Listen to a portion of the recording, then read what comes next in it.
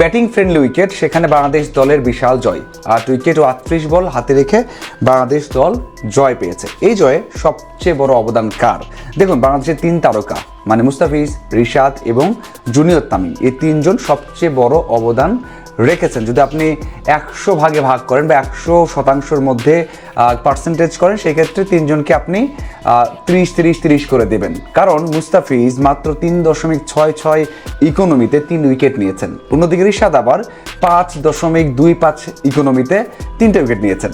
মানে এমন batting friendly উইকেটে যেখানে 160, 170, 180 রান হবে নিশ্চিতভাবেই, সেখানে তারা অপোনেন্টকে মাত্র 117 রানে বেঁধে ফেলেছে।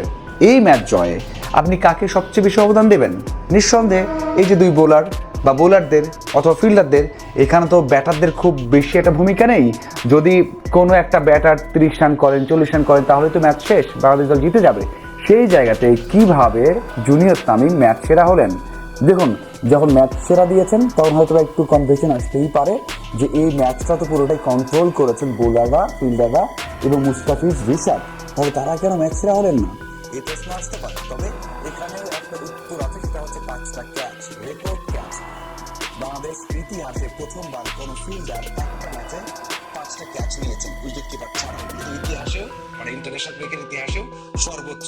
এটা রেকর্ড স্পর্শ করা নিঃসন্দেহে ভালো একটা রেকর্ড বলতেই হচ্ছে। অন্যদিকে ব্যাট হাতে যে 50 করেছেন, সেটাও কিন্তু তার ম্যাচ সেরা হওয়ার পথে বড় অবদান রেখেছে। 55 রান করেছেন, 36 বলে 3টা ছক্কা, 4টা 4 হাঁকিয়েছেন।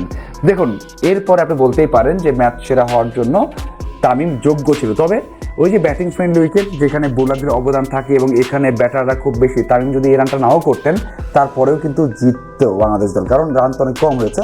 তার মানে বোলারদের মধ্যে কেউ ম্যাচ সেরা হতে পারতো, এই প্রশ্নটা আসতে পারে। এবং কমেন্টেটররা যারা চুজ করেছেন বা সিলেক্ট করেছেন যে ম্যাচ সেরা তামিম, তখন একটা কনফিউশন আসতে পারে যে তারা ভুল সিদ্ধান্ত নিয়েছে। সত্যি কি ভুল নিয়েছে?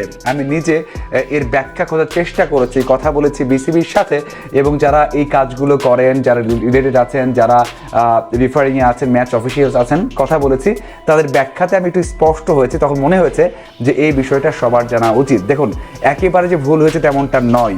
আবার যদি আপনি ম্যাচ সেরা মুস্তাফিজকে দিতেন, যদি আপনি ম্যাচ সেরা রিশাদকে দিতেন, সেটাও ভুল হতো না। কিন্তু একটা জায়গাতে এগিয়ে গেছেন জুনিয়র তামিম, সেটা হচ্ছে তার অবদান রাখার পরিমাণ। মানে আমরা যদি দেখি 2 বোলারকে আমরা চিন্তা যদি করি যে 10টা উইকেটের মধ্যে 6টা উইকেট নিয়েছেন এবং 2জন মিলে বল করেছেন 7 ওভার। তাদের অপোনেন্টকে অল আউট করার পরিমাণটা বা রেটটা যদি আমরা 100% ধরি, সেখানে তারা 2জন অবদান রেখেছেন 70% অথবা 80% বলতে পারেন, যে 40-40, 80%, বাকিটা অন্য বোলার এবং ফিল্ডারদের, বাকি 20%। কিন্তু ব্যাটারদের ক্ষেত্রে একাই কিন্তু 48%-এর মতো অবদান রেখেছেন জুনিয়র তামিম। রান করতে হবে 117, সেখানে নিজে একাই করেছেন 55 রান এবং নট আউট। এই যে শতাংশ হিসেবে পুরো ইনিংসের ডমিনেট করা অথবা 48% অবদান রাখা, এখানে এগিয়ে গেছেন জুনিয়র তামিম। আমরা যদি এইভাবে দেখি, যেটা ভেতর থেকে চিন্তা করা হয়, অফিসিয়ালরা চিন্তা করেন, কমেন্টেটররা চিন্তা করেন, সেইভাবে চিন্তা করলে আপনি বাধ্য হবেন ভাবতে যে, বা মানতে বাধ্য হবেন যে ঠিক আছে, জুনিয়র তামিমই এই ম্যাচে ম্যাচ সেরা হতে পারেন। খুব বেশি আলোচনা, সমালোচনা, কন্ট্রোভার্সি নয়।